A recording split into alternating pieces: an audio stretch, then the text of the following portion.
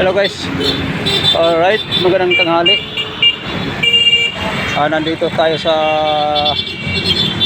gilid ng Malacanang, no. Dito tayo masyadong nakagalaw, no. Dito ng mga kakampi nating mga pulis. Ito ang mga kakampi natin. No. Yan ang mga kakamping mga pulis. Ito mga kasamahan nating mga shout out pala sa ating mga kasamahan nating hindi pa nakapunta dito, no, mga vloggers. Magandang tanghali sa inyong lahat. Shout out dyan sa mga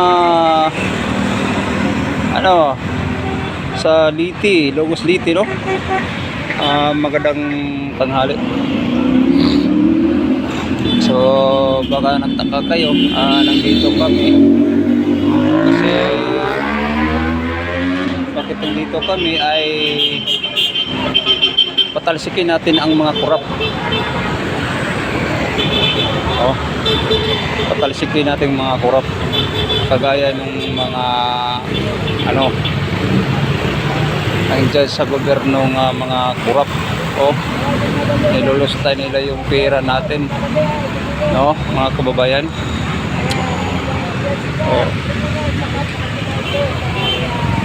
Kasi yun ang mahirap dyan nga, tayo po ay magiging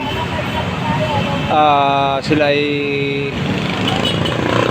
nagpakilala nga o nagturo nga maganda pa siguro maglustay ng pera, pero hindi sila hulihin, no. Wala silang tinatawag ng kulong.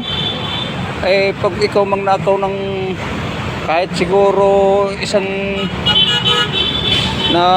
balot ng tuyo o ano pa, siguro papulis ka na, diba?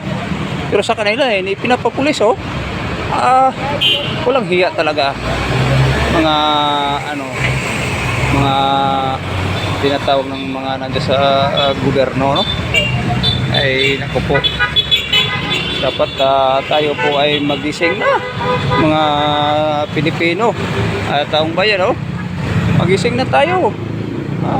Nilulustay na yung pera natin. Kawawa namang bansa natin. Kung mayroong mga kawawa yung mga sumusunod ng mga anak natin, no, mga bagong mga sibol o henerasyon, no, nag-aaral pa lang na nagising sila sa mga kapangyarihan na hindi magaganda, no. So wala, ano bang gagawin natin? Kailangan pupunta na kayo para magsama-sama na tayo, mga kababayan, no. Wala ditong sinasabing didiis ka man o hindi, o pulahan ka man o dilawan. Ang importante ay tayo po magkakaisa, alang-alang sa ating bayan. Ang pera nilulustay. Kung magkasakit tayo, wala na nga tayong budget sa hospital. Kinuha nila ang budget, no, yung para sa mga yung mga tinatawag natin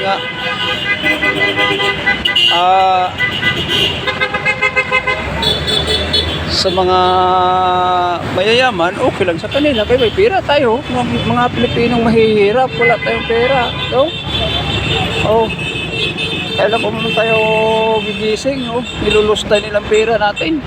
Sila lang nakikinabang, tayo wala, no. Ang atin lang pag-asa diyan na kung naipapasok na kalamidad na mayroong mabudget sa isang halimbawa lang, kung may kalamidad na pumasok ngayon, sinasabi nila bang flood control na gawa, pagka yung nabuko na sila, no, na sila ay nagiging na sila, nagiging konsabahan pala, no. Nagkonsabahan, mga kababayan.